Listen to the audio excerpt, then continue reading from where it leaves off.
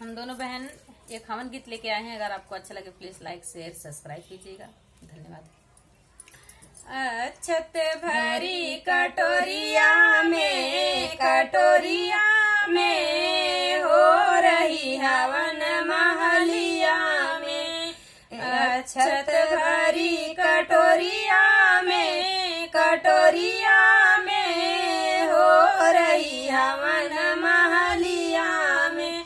हवन करावई पापा हो कवन राम, हवन करावई पापा हो कवन राम।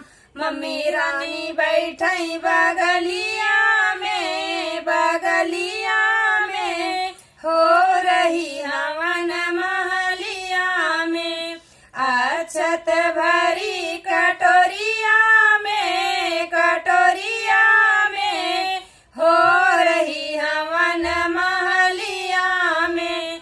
हवन करावई चाचा हो कवन राम, हवन करावई चाचा हो कवन राम।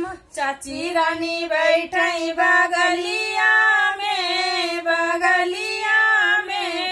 हो रही हवन महलिया में।